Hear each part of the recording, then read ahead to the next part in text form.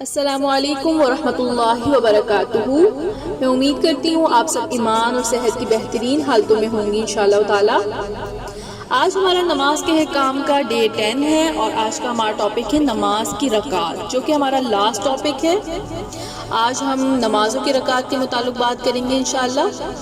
اعوذ باللہ من الشیطان الرجیم، بسم اللہ الرحمن الرحیم۔ سب سے پہلے ہم دیکھتے ہیں نماز فجر۔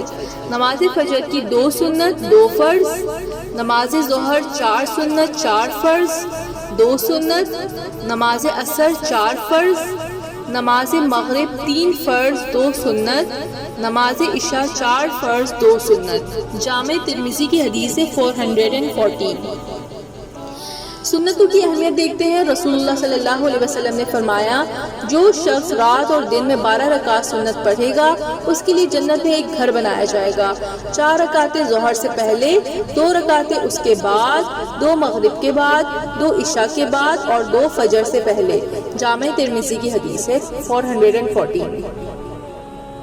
وطر کی رکعات وطر طاق عادات میں پڑھا جاتا ہے، جیسے کہ نبی صلی اللہ علیہ وسلم کی حدیث مبارکہ ہے، وطر ہر مسلمان پر حق ہے، جو 5 پڑھنا چاہے 5 پڑھے، جو 3 پڑھنا چاہے 3 پڑھے اور جو 1 پڑھنا چاہے 1 پڑھے۔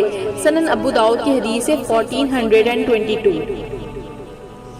نماز وطر دراصل رات کی نماز ہے جو تہجد کے ساتھ ملا کر پڑھی جاتی ہے۔ صحیح بخاری کی حدیث 998۔ لیکن جو لوگ آخری رات میں نہ اٹھ سکتے ہوں وہ وطر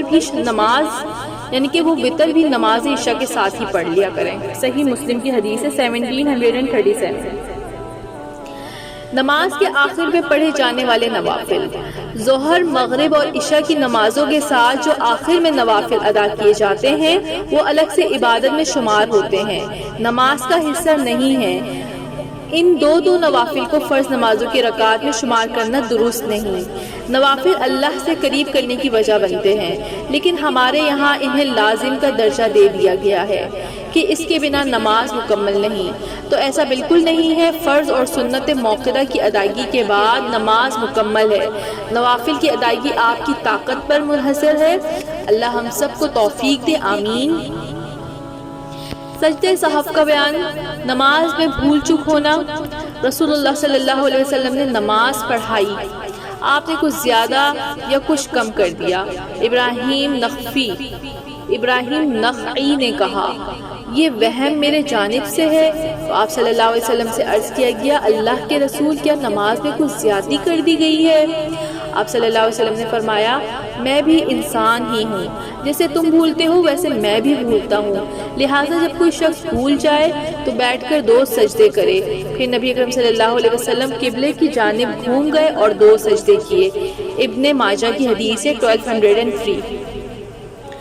سجدہ سہو کب کیا جائے گا؟ اگر 1 رکعت زیادہ پڑھ لی، اگر پہلے قعدہ میں بیٹھنا بھول گئے، رکعات کی تعداد میں شک آ گیا، تو کم تعداد پر یقین کرتے ہوئے 1 رکعت زائد پڑھ کر سجدہ سہو کیا جائے گا۔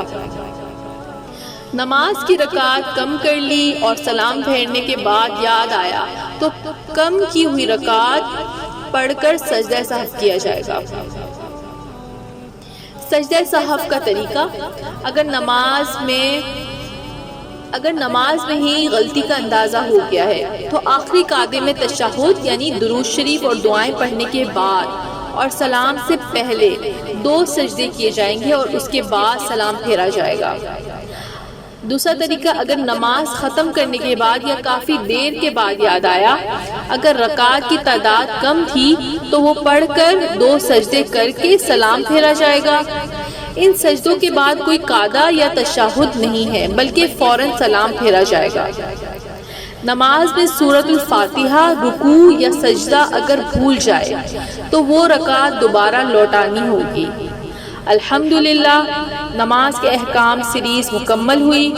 اللہ سے دعا ہے کہ ہمیں صحیح دین پر عمل کرنے والا بنائے اور ہمارے نیک اعمال قبول فرمائے، آمین یا رب العالمین۔ آپ سب مجھے دعاؤں میں یاد رکھیے گا۔ جزاکم اللہ خیرا کثیرا۔ السلام علیکم ورحمۃ اللہ وبرکاتہ۔